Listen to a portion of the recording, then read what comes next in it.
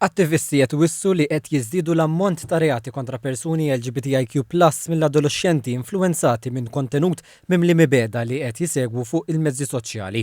But being gay is not brave. F'kummenti ma' TVM News l-għada li 8 minorenni ammettew fil-qorti li nasbu żagħżugħ gay permezz ta' dating app u tawh xeba biswit it-Torri l-Aħmar, Mohammed Ali Agwerbi mill-Malta Gay Rights Movement qal li hemm bżonn ta' aktar edukazzjoni u infurzar. They come to MGRM to tell us about their stories, about people running from scared about their lives. 6, 7 people, 7 teenagers running after them with bats to bus stops where there is cameras, where is everything, and there is no action taken. You know, after reporting these incidents, a week later, 2 people, a 40 years old man and a 43 years old man were beaten up and taken to Mater Dei after a week from us reporting that there is crimes happening in that area. When we see this news, the teenagers see themselves able these people to do these actions and to have this hate towards the community.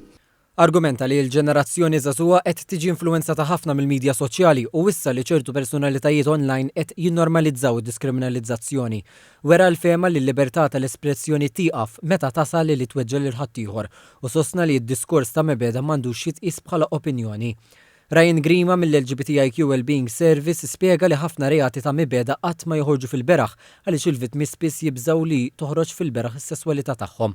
Fakkar li meta l-każi bħal dawn joħorġu fil-beraħ, il-pubbliku b'mod ġenerali jkun ixxukjat u appella għal kawtela fuq id-dating apps. Meta tiltaqa' x'imkien ma tiltaqax x'imkien fl-imwarrab.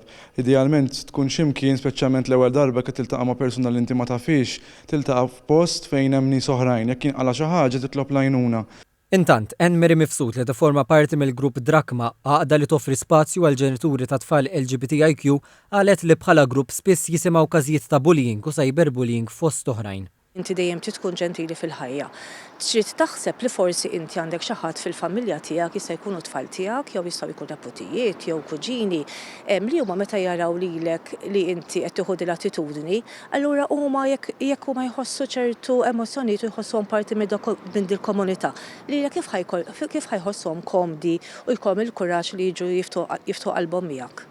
Laqdiet u gruppi fakru li l-pubbliku fis-servizzi li joffru li jinkludu appoġġ għal persuni li jkunu għaddejjin minn żminijiet diffiċli kif ukoll il-familja tagħhom.